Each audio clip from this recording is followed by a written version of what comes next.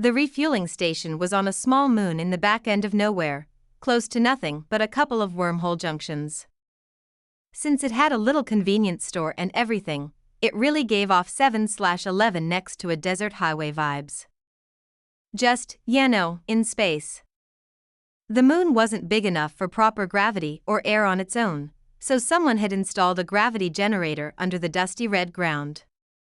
And turned it up just a smidge too high, but I wasn't going to complain. I was going to buy pre-packaged alien snacks at the store while my coworkers handled the refueling. Mimi was calling the shots, tentacles waving and gravelly voice audible from here, while the Frillian twins handled the heavy lifting of connector hoses and Captain Sunlight was at the payment kiosk. The others were either staying on board or already browsing the aisles. I'd just picked up a pack of something colorful, doing an artful fumble and recovery because of the gravity, when a rowdy group of armorlights trooped in. I didn't pay them too much attention, just a bunch of macho dinosaurs with holstered blasters and bipedal swagger, totally normal here, but one of them said something that brought me up short. "Hey look, another human," said the cheerful voice. "Maybe you can get some tips on how not to be such a disappointment." Raucous laughter followed. I frowned in their direction and saw that they did have a human with them, a pale and unassuming guy just a bit shorter and stockier than me. He looked annoyed by the comment, but not surprised. When he walked over to me, I asked, "What's that about?" The armorlights were already ignoring him. The guy sighed. They heard a lot of stories about humans before they hired me, and I don't meet their expectations.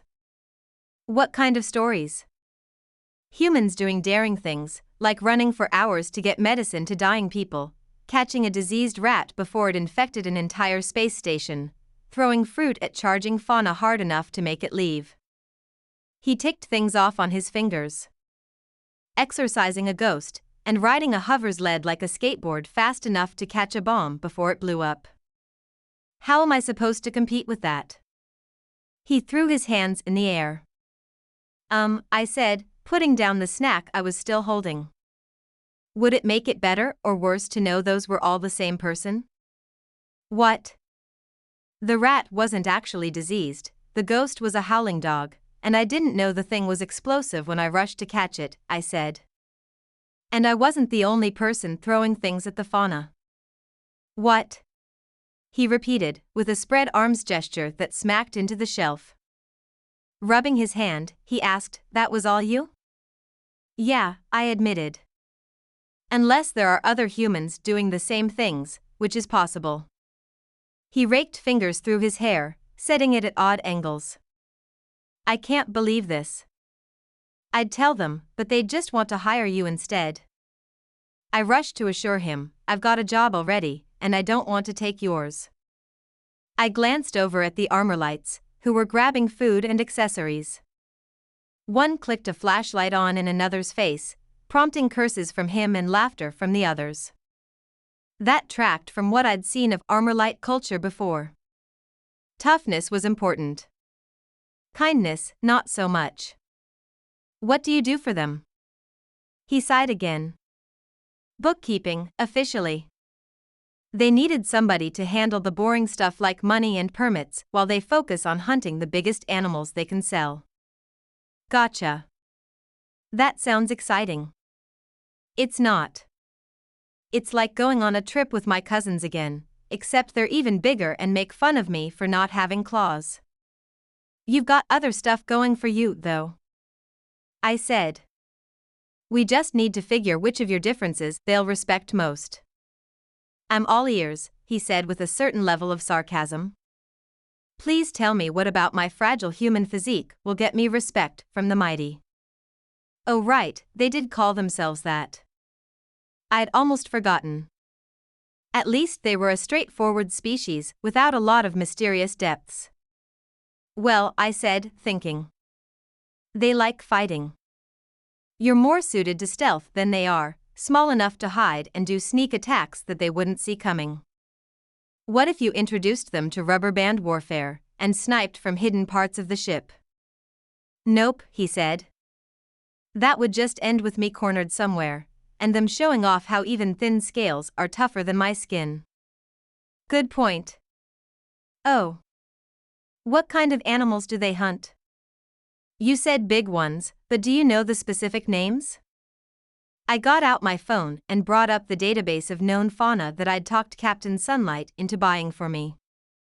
As her own hired animal expert, it was really the kind of thing that I should have. My vet training on Earth only went so far. I think the last one was a treehorn, he said. Wait, they talked about going for Argosian dagger birds next. Right. Now what kind of noises do those make? I typed quickly.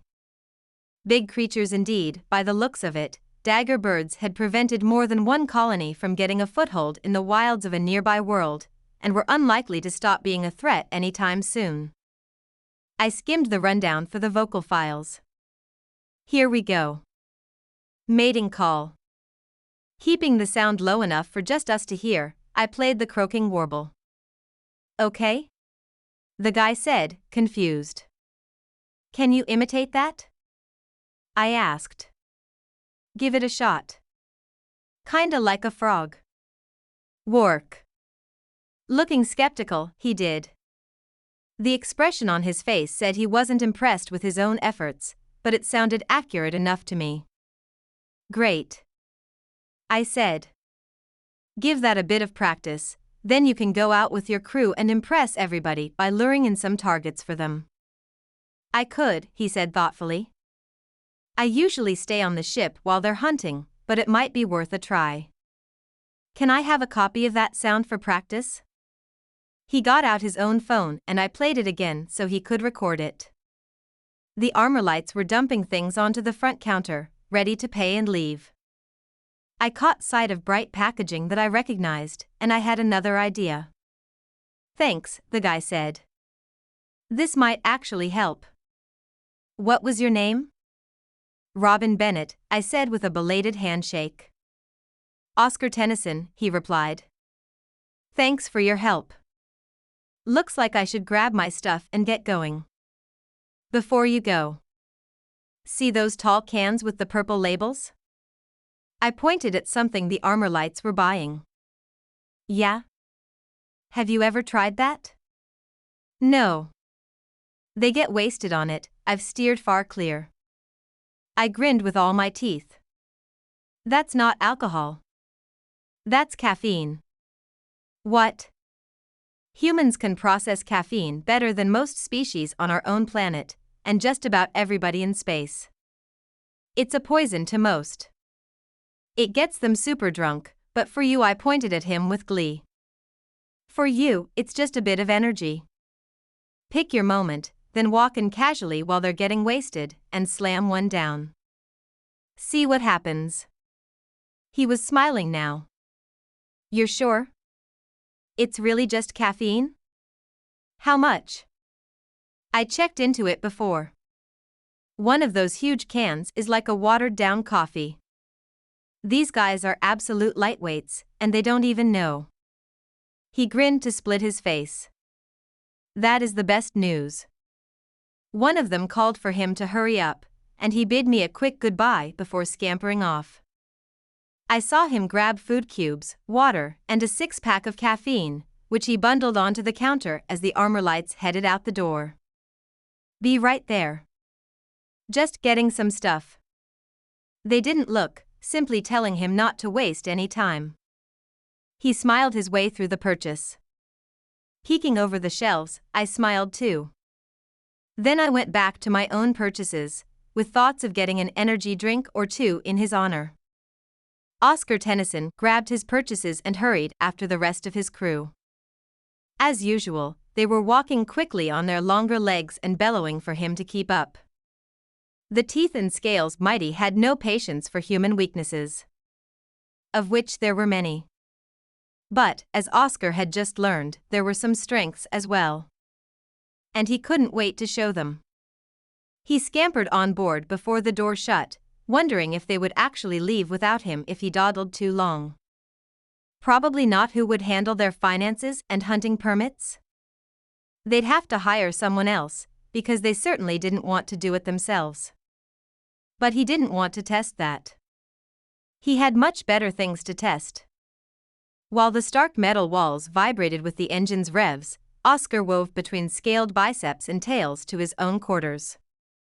He pressed the panel by the door, which was oversized and cracked like all of them on this ship. The mighty were not fans of fiddly little buttons or keys. Not when they could have panels big enough to punch, which only broke sometimes. When Oscar stepped through and closed the door behind him, he felt immediately relieved. This was his private space to decorate as he chose, without worrying that someone would take things down or make fun of him. Ship rules were clear about personal quarters. Oscar's fake orchids and real cactus made the room homey, along with more posters than the walls could hold. They spilled onto the ceiling, lining it with nature scenes from Earth, sports figures he admired, media announcements, and a good number of fluffy kittens. This was the one spot on the ship where he could feel comfortable, and he was making the most of it. The bag of refueling station supplies crinkled as he set it on his small table to remove the contents. A high-end store might have had water wool bags that evaporated after a day, but this place used regular old plastic. Inside were food cubes, bottled water, and the purchase he was most excited about, 6 cans of very weak caffeine. He scanned the label. It was just like the other human had said. Tall cans in dramatic colors, but not much of substance inside. At least, not as far as the average human was concerned. Oscar couldn't wait until dinner time. Before then, he had a permit to submit and several other things to check. The ship should be on the way to Argotia, which was notorious for welcoming outsiders in to hunt the dagger birds that were giving everyone so much trouble, but he had better get their paperwork in order anyway. He grabbed his tablet and left his safe haven, heading back into the public parts of the ship where he could face taunts from any direction. Really, these guys were just like his cousins. At least it was familiar. Fending off tiresome conversation. How's the weather down there? Why don't you ask your mother? He reached the bridge and found a corner to stand in. The captain and the pilot were arguing about where to land when they reached Argotia. The main site will have more people to admire our ship. The new one is closer to the hunting grounds. Dagger birds are overrunning the place, everywhere is a hunting ground. Do you want to pay the damages for shooting a building instead of a bird? We can take it all out of your pay, if you want. Fine, but if we land on some overgrown hedge and the ship is scratched, you get to pay for that. Fine. The pair of them stopped yelling and sat back in their seats as if nothing at all was the matter, because it wasn't. Polite disagreements were always held at that volume. In the brief lull while the pilot manipulated the controls with more force than a lesser console could withstand, Oscar spoke up. I'd like to come too. Both dinosaurian heads turned to stare at him in surprise. Why? The captain demanded. One kick from a bird, and you're useless to us. Thanks, Oscar said flatly. I'll keep out of the way. I want to take photos of your fighting prowess, I should be able to sell them. Both of the mighty preened at that, as he'd known they would. Ego was big here. The captain agreed, and Oscar didn't let slip any hints of his secret plan. He just finished working on his tablet, then retreated to his quarters to practice dagger bird mating calls. The air on Argotia was breathable but hot, at least this part of it. Oscar was ready with his tool in his pocket. He'd gotten out of the habit of calling it a phone, since the mighty were right in that it did a near infinite number of things. He still smirked quietly at the potential innuendo, but it was a conversation he didn't really want to have with giant dinosaur aliens, so he kept that to himself. This way, announced the captain, pointing in what looked like an arbitrary direction into the wilderness. Whooping with the alien equivalent of testosterone, the crew raised their blasters and tromped off the landing pad with Oscar following close behind. True to his word, he did take some pictures as he went. But he was waiting for his moment. It didn't take long to come. The shouting scared off all the wildlife, then the mighty found a boulder to crouch behind and wait for the creatures to come back. They played a silent counting game to see who was best at guessing when they'd spot something worth killing. Distant footsteps on leaves made them smack each other in excitement, but nothing appeared between the trees. Now or never, Oscar thought. Knowing better than to startle his crewmates, he whispered, "Here, let me." Then he took a deep breath and let loose with his best imitation of a dagger bird seeking a mate. Work! While the mighty shushed him and wondered what he was doing and started to figure it out, an answering work sounded from nearby. Then another, then 3.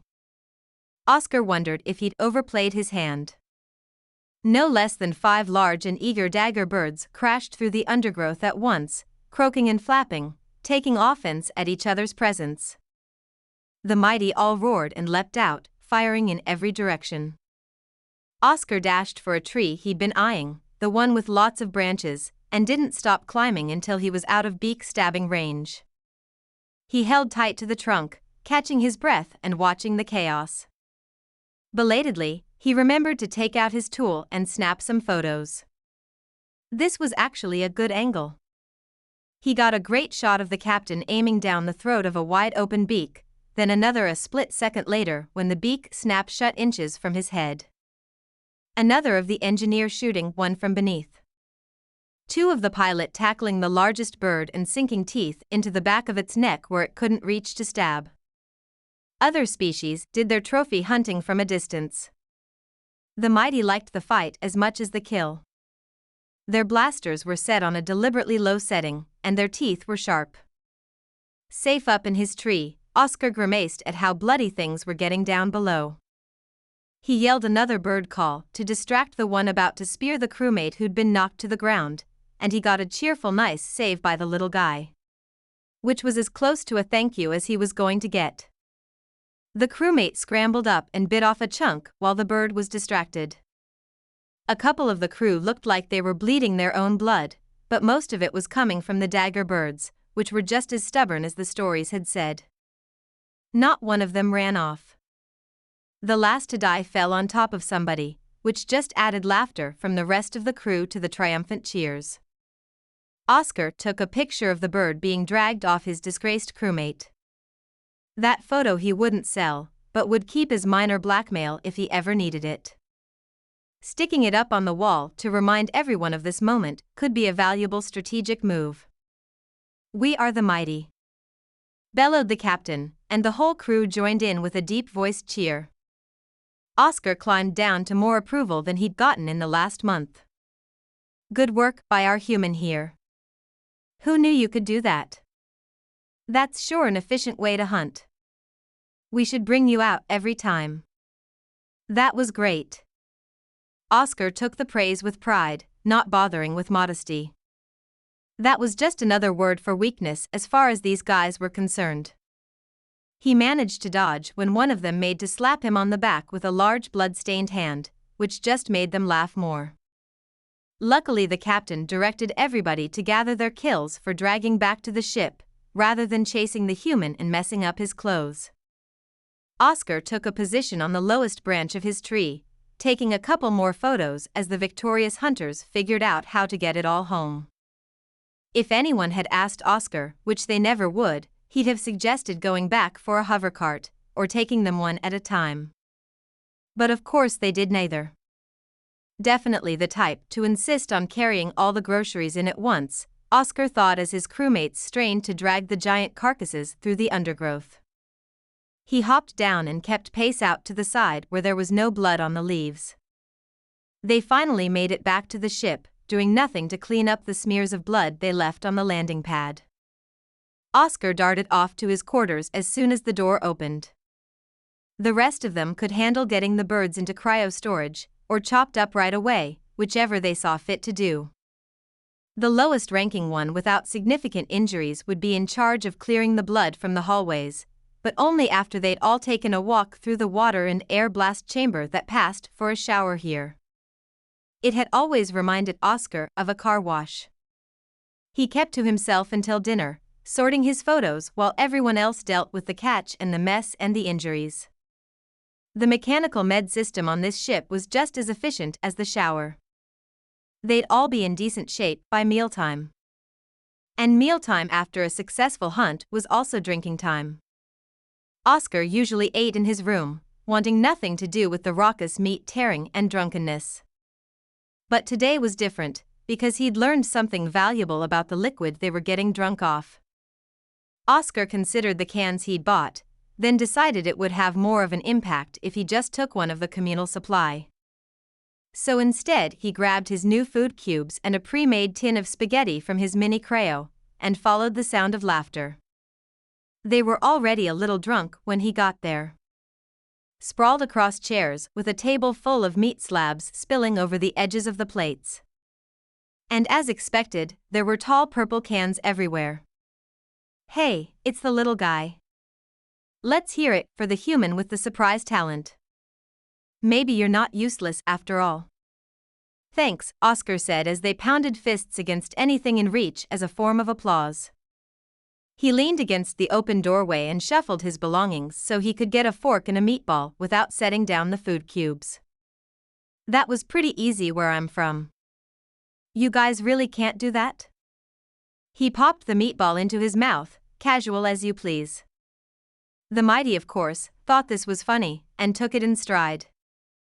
More gulps from their drinks, more savage mouthfuls of food, and a few questions about the surely excellent photos he'd gotten, which would make them all look amazing.